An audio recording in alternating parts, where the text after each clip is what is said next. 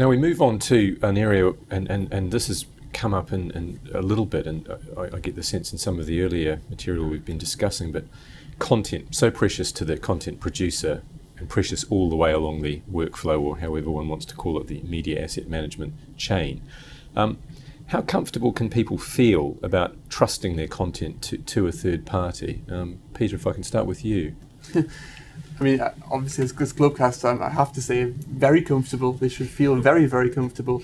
But I think it goes back to the point of, as a content owner or a broadcaster, that is their product, and that is their crown jewels. It's everything to them, and quite rightly it should be. And I think that it's outsourcing storage management, or whichever particular little bit you want to talk about, is always going to be something which is a difficult question for them to ask. And I think that we do now see more and more people starting to see that the benefits of allowing somebody else to help with that. And it might be that the outsourcer is only going to be looking after part of it or the entire workflow. They could be providing workflow tools, but then the content remains stored within the organisation. I mean, there are so many different ways it can be cut. And I think it's just a question of finding the right balance that means that the content owner remains comfortable and gets the benefits that they're looking for.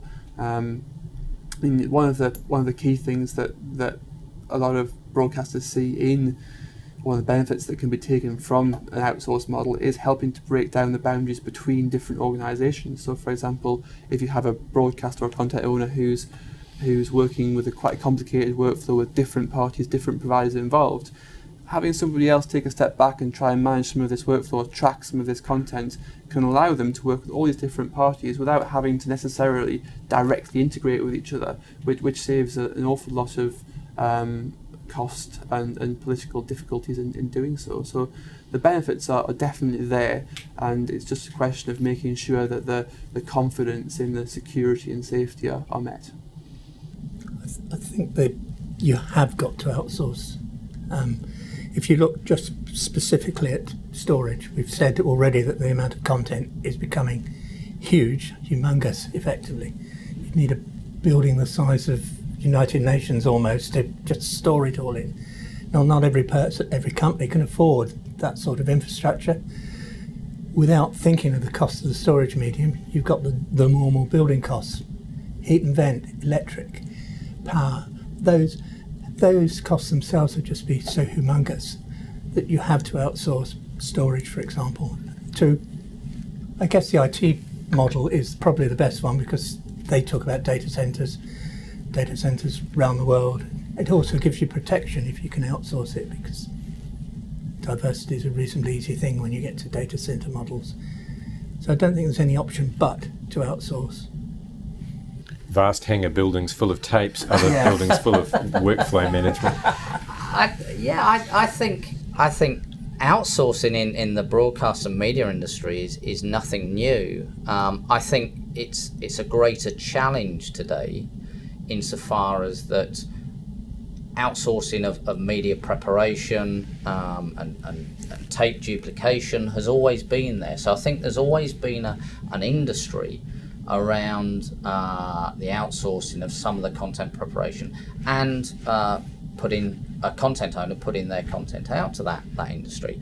I think the challenge now is really around the security, as Peter says, the security of that content these days. It's so much easier to, if you like, rip off a digital file than it is a physical videotape and duplicate it back in the older days.